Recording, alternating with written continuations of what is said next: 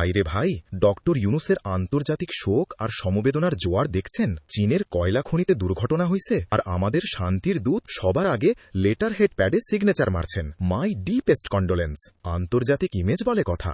বাহ, কিন্তু দেশের খবর কি ভাই? দেশের ভেতরে যে হামের টিকার অভাবে শত শত শিশু মারা গেল আর এখনো যাচ্ছে, সেটার জন্য একটা শোকবার্তা দেখছেন, একটা দুঃখ প্রকাশ? না, পাবেন না, কারণ সেখানে তো কোনো নোবেল প্রাইজ বা গ্লোবাল হাততালি নাই। ইউনিসেফ বারবার বলল টিকা কেনার সিস্টেম বদলাইয়েন না, ক্রাইসিস হবে। কিন্তু উনি তো সব জানতা শমশের নিয়ম পাল্টাইয়া ওপেন টেন্ডার করতে গেলেন। কেন ভাই? ব্যবসার নতুন কোনো পার্টনার ঢোকানোর ধান্দা, নাকি পুরনো জেদ? আপনার এই ফালতু এক্সপেরিমেন্টের খেসারত আজকে দিচ্ছে দেশের মা বোনেরা তাদের সন্তানদের লাশ দাফন করে। অথচ উনি আছেন হেলথ সেক্টরে সামাজিক ব্যবসার প্রমোশন নিয়ে। মুনাফা যেখানে, নোবেল লরিয়েট সেখানে, মানুষের জান যাক, কিন্তু উনার ব্যবসা আর আন্তর্জাতিক উইশ করা থামবে না। আচরণ দেখে তো মনেই হয় না উনি এই দেশের নাগরিক। জনগণের প্রতি যার বিন্দুমাত্র টান নাই, সে শাসক না, রক্তচোষা ব্যবসায়ী। ভুল সিদ্ধান্ত নিয়ে শিশুদের জীবন কেড়ে নিলেন। দায় স্বীকার তো দূরের কথা, একটু সমবেদনা জানানোরও ভদ্রতা নাই। এই ব্যর্থতার জবাব কিন্তু দিতেই হবে।